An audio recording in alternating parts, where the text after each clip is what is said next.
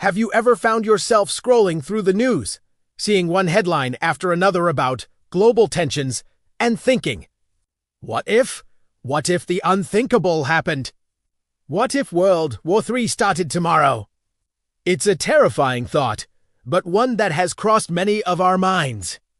So today, let's step away from the sensational headlines and take a calm, rational look at what would actually happen if the world tipped over the edge into a global conflict. This isn't about fear-mongering. It's about understanding the complex reality of our modern world. First, let us get one thing straight. World War III would look nothing like World War I or II. Forget the long lines of soldiers in trenches or massive naval battles dominating the seas for years. The battlefield has changed dramatically. The initial phase of a modern, global conflict would be fast, furious, and largely invisible to the public eye. It would start in cyberspace. Imagine waking up one morning to find that nothing works. Your phone has no signal. The internet is down. ATMs are offline, traffic lights are haywire, and the power grid is failing. This isn't a random outage. This would be the opening salvo of World War III, a massive, coordinated cyber attack. Major powers have spent decades developing the capability to cripple an enemy's infrastructure without firing a single shot. The goal would be to create chaos, disrupt communication, and paralyze a nation's ability to respond. Military command and control systems, financial markets, energy grids, and water supplies would be the primary targets. The initial battle wouldn't be fought with soldiers, but with legions of state-sponsored hackers. Almost simultaneously, the conflict would escalate into space. Our modern world runs on satellites. They control une facilitate globale communication, and most could every major Mary. A modern war cannot be won without space superiority. We would see the deployment of anti-satellite weapons, or ASATs. These could be missiles launched from the ground, killer satellites designed to collide with others, or even high-powered lasers and jammers. The result would be a cascading debris field in low Earth orbit, making space travel and satellite deployment dangerous for decades to come.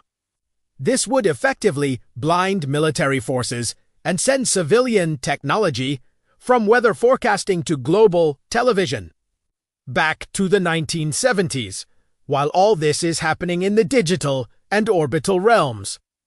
Conventional military forces would start to move, but with a new level of precision and stealth. Forget mass infantry charges. Think special forces operations, drone swarms, and hypersonic missiles. These missiles travel at over 5 times the speed of sound, making them nearly impossible to intercept with current defense systems. They could strike strategic targets, military bases, political headquarters, and key industrial sites from thousands of miles away within minutes of launch. The first physical blows of the war would be incredibly swift and devastating, aimed at decapitating the enemy's leadership and military capability before they could even mount a full-scale response. Now, what about the average person? For those not in immediate conflict zones, the first few days and weeks would be a whirlwind of confusion, fear, and disruption. The cyberattacks would have a profound impact on daily life. Without access to banking, electronic payments would cease. Supermarket shelves would empty rapidly as supply chains, which are heavily reliant on digital logistics and transportation, grind to a halt. Panic buying would be rampant. Fuel would become a precious commodity as distribution networks fail. The very fabric of our just-in-time society would unravel with shocking speed. We'd see the rapid implementation of emergency measures, martial law, curfews, and rationing of essential goods. Misinformation and propaganda would be everywhere, as all sides would try to control the narrative and demoralize the enemy's population. It would be incredibly difficult to know what's truly happening. Economic Collapse would be the next domino to fall. Global stock markets would crash instantly. International trade, the lifeblood of the modern economy, would cease. Sanctions and counter-sanctions would sever economic ties that have taken decades to build. The price of everything, especially imported goods and energy, would skyrocket. This wouldn't just be an inconvenience. It would trigger a global depression far worse than anything seen in history. Businesses would fold, unemployment would soar, and currencies could become worthless. The economic warfare would be just as damaging as the physical conflict, designed to starve the enemy of the resources needed to continue the fight. So, where does the fighting actually happen on the ground? Unlike past world wars with clear fronts spanning entire continents, a third world war would likely be fought in a series of concentrated, high-intensity proxy conflicts in geopolitical hotspots.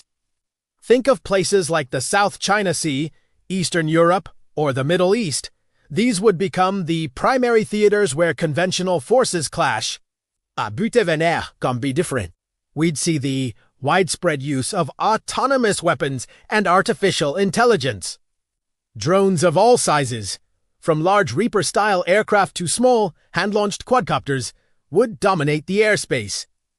AI would be used to analyze battlefield data in real time, identify targets, and even coordinate attacks, potentially reducing the decision-making time for commanders from hours to seconds. The battlefield would become faster, more lethal, and increasingly automated. Soldiers on the ground would face not just traditional threats, but a network of interconnected, intelligent machines. Now, we have to address the elephant in the room: nuclear weapons.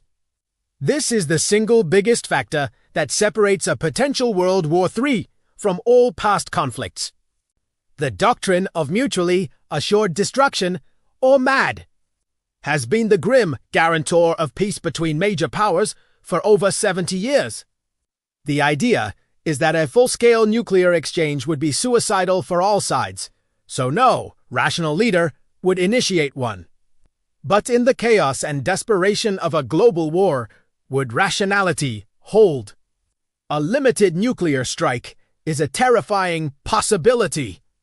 A nation on the verge of conventional defeat might be tempted to use a smaller, tactical nuclear weapon to turn the tide of a battle or force a surrender. This is perhaps the most dangerous moment. Would the other side retaliate in kind, leading to a tit-for-tat escalation? Or would they respond with overwhelming conventional force? Or, in the worst-case scenario, would they interpret it as the precursor to a full-scale strategic launch and decide to strike first? This is the path to global thermonuclear war. If that line were crossed, the consequences are almost beyond comprehension. A full-scale exchange between major nuclear powers would mean hundreds, if not thousands, of warheads detonating over cities, military targets, and industrial centers around the world. The immediate death toll would be in the hundreds of millions. But the aftermath would be even worse.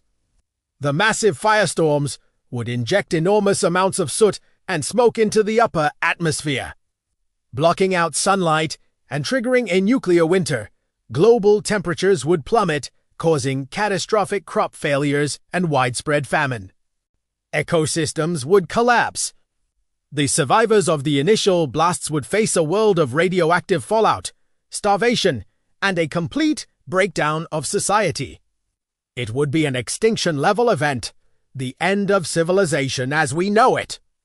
This is why, despite all the tensions, every major power pulls back from the brink. The leaders understand that a full-blown war between them has no winner. The cost is simply too high.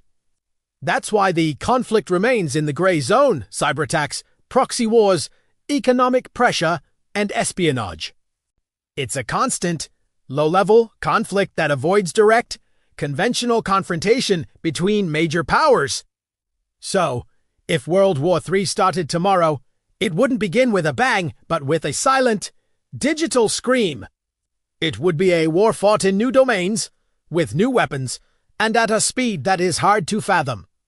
The immediate reality for most of us would be the collapse of the systems we rely on every day, while the ultimate nightmare of nuclear annihilation remains a possibility.